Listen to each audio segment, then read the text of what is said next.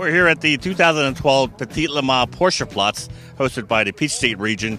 It's a corral that's open only to Porsche parking, and there's over 200 Porsches. Very unique cars, but there's one that, boy, it stood out and like a sore thumb, and we had to find the owner and find out what the story with it is, because this is something you probably, I can guarantee, you've never seen before.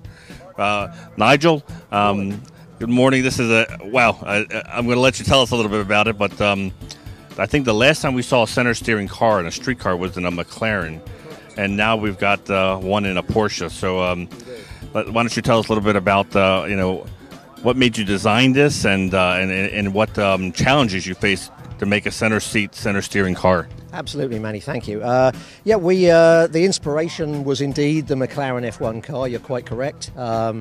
Although those are a little bit out of reach of most people's pocketbooks, and we decided to try and make something, take advantage of the Porsche, the brilliant engineering in this particular platform, really, and the fact that it was rear engine, so we didn't have to do too much work transmission tunnel wise and things like that, and we've made it into a center steer car. And we've taken about a year in prototype build to construct it. The first big road trip was coming down from Ohio, where the car was engineered, and we thought what better place to bring it than here amongst a whole bunch of knowledgeable Porsche enthusiasts to see what they think. And looking at it, you've really kept the dash the same. You just moved everything over. You still got the airbag. You still got, looks like, the navigation. Everything's in place.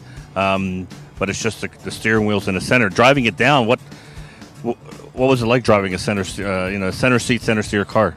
It's a lot of fun. It's a lot of fun. It's all the benefits of driving a Porsche with a little bit of extra fun factor put in there, really. The center steer is a lot of fun. It attracts attention everywhere it goes, whether it's the highway or whatever. And yes, you're right. We've tried to keep a lot of the controls as standard as possible.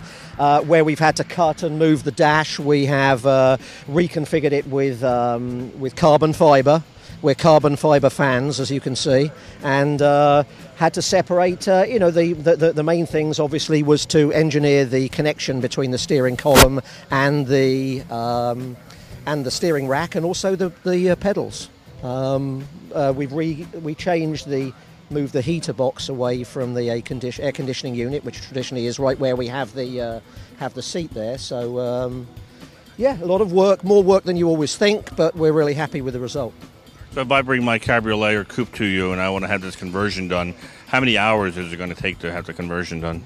It's a lot of hours. It's probably about 300 man-hours, we think, in work, which is extensive work on the chassis, which we have reinforced with roll bar-like chrome moly tubing underneath the floor. And actually, because we removed the seat and a lot of the weight of the dash, effectively, we're right on the same similar weight, only with a little better weight distribution on the car. I noticed this car's PDK. Have you done it, or can you do a conversion for a 6-speed, 7-speed? Good question, and absolutely yes. The second car we're currently building right now is a 6-speed, and we're figuring that there may be a possible market for the car as a track or driver's ed car. We're probably going to configure it certainly to be road legal as well, but probably put a race seat in it and a full harness and a cage, and take it to the track and have some fun. And your shop, your office, you said, is based in Florida. What part of Florida? We're in the Tampa Bay area down in Florida. Well, there you go. When you come to a Porsche Platz, even if you don't bring your Porsche, you got to walk through the parking lot, because you see the most interesting cars. And once again, I don't think you've ever seen this one before. And I think we're going to go for a little ride, and you're going to see what people's reactions are and what it's like to drive a center seat car.